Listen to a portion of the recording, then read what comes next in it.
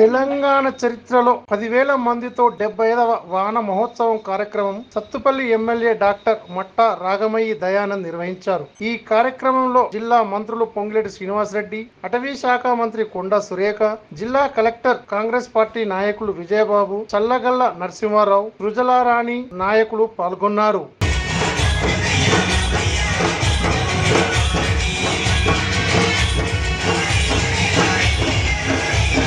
ఈరోజు చాలా సంతోషంగా ఉంది. ఎందుకంటే మొన్న వరంగల్లో మన ముఖ్యమంత్రి గారు వచ్చినప్పుడు అక్కడే వన మహోత్సవ కార్యక్రమం యొక్క ఎంబ్లంను ఓపెన్ చేయడమే కాకుండా అక్కడ మొక్కలు నాటేటువంటి కార్యక్రమాన్ని వారు ప్రారంభించారు.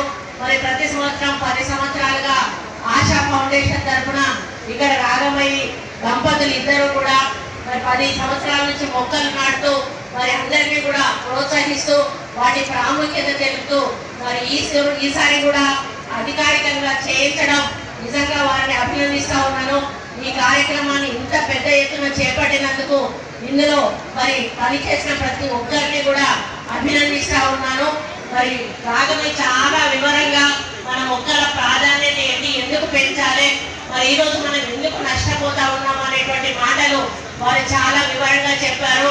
మరి డాక్టర్ వాళ్ళ హస్బెండ్ కూడా చాలా వివరంగా వాళ్ళ లక్ష్యం ఒక్కటే, మనం మొక్కలు పెంచాలి, మనం ఆరోగ్యంగా ఉండాలి, మన సమాజం ఆరోగ్యంగా ఉండాలి అనేటువంటి మాట నిజమైన మాట. ఎందుకంటే మరి పూర్వకాలంలో ఎక్కడ పోయినా కూడా పెద్ద పెద్ద వృక్షాలు ఉండేటివి. మనం సెలవులలో మా అమ్మమ్మ వాళ్ళ ఇంటికి వెళ్తే మేము నేరంతా ఇంట్లో ఉండేవాళ్ళం కాదు, పెద్ద చింత చెట్టు ఉండేది. ఆ చింత చెట్టు కిందనే మంచాలు వేసుకొని అక్కడే ఆటలాడుకుంటూ గడిపే వాళ్ళం. అటువంటి చల్లని నీడనిచ్చేటువంటి చెట్లు ఈరోజు మనకి ఎక్కడా కూడా కనపడడం లేదు. మనం ఇల్లు కన్స్ట్రక్షన్ చేయడమనో లేకపోతే రోడ్డు వెడల్పు చేయడమనో ఏదో ఒక పేరుతోటి ఈరోజు మొక్కలను మనం పెద్ద పెద్ద వృక్షాలను ఈరోజు తీసేస్తా ఉన్నాం. కానీ మళ్ళా అంత సమాంతరంగా పెరిగేటువంటి వృక్షాలను పెంచడం అంటే అది మామూలు విషయం కాదు. కొన్ని సంవత్సరాల సమయం తీసుకుంటే కానీ అంత పెద్ద వృక్షం తయారవదు.